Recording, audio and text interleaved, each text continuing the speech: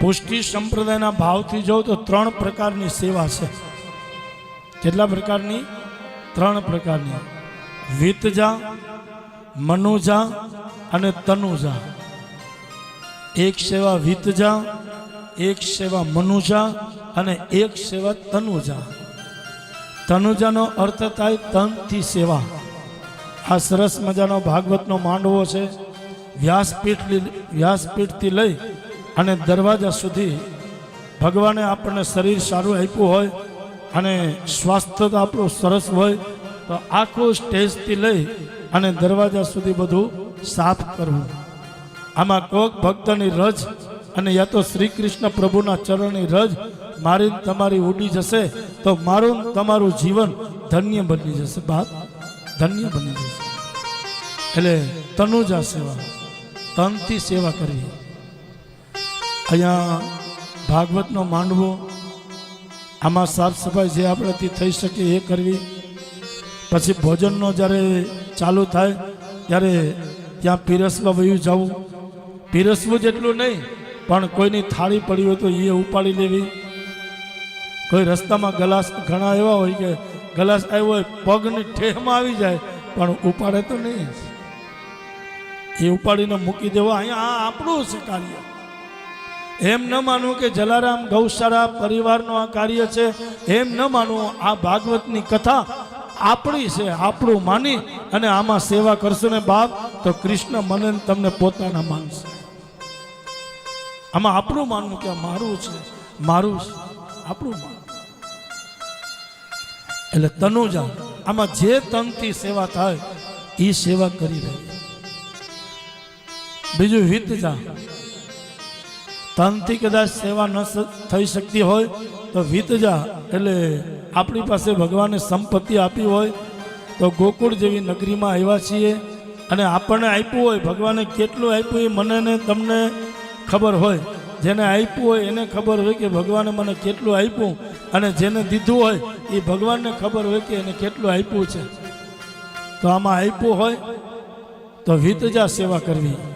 અહીંયા તમે જે લખાવશો, જે તમે દાન કરશો એ બધું દાન માત્ર ને માત્ર જલારામ ગૌશાળા ભિવંડીને અર્પણ થશે. બાપ એટલે ગાયો આપણું આપેલું દાન, એમાંથી કદાચ ગાયો આરોગશે તો એમાંથી આપણને આशीर्वाद મળશે. यहाँ पर हमारे भूदेव बैठे हैं विद्वान. गोकुल में वापस तो हम कभी आएंगे उनका कोई भरोसा अभी है नहीं, लेकिन यहाँ पर गोकुल में आए हैं. हमारे भूदेव से भागवत के पठन करते हैं, भागवत के पाठ करते हैं, हमारे पितरों को मुक्ति दिलाने का एक कार्य कर रहे हैं. तो भूदेवों को भी दान देना ये भी हमारा एक कर्तव्य होता है, कारण के भूदेव हमारे हैं और हम भूदेव के हैं. तो गोकुल जैसे धाम में आए हैं, यहाँ पर भी ये सेवा हमारे से होगे तो ये सेवा जरूर कर लेना. आ भूदेव अपना पितरों ने मुक्ति अपावा माटेनो एक कार्य करी रहा है. इनमें जो आपने अच्छा लगे, भगवान ने दिया हो तो जरूर यहाँ पर देना. जेटलो दईने जशो ने व्याजनी साथे आपसे वनमाળી, व्याजनी साथे आपसे वन.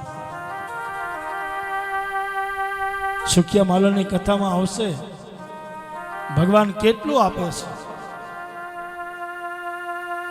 એટલે વિતજા દ્રવ્ય સેવા, તનુજા અને વિતજા આ બે સેવા ન કરીએ તો મનુજા.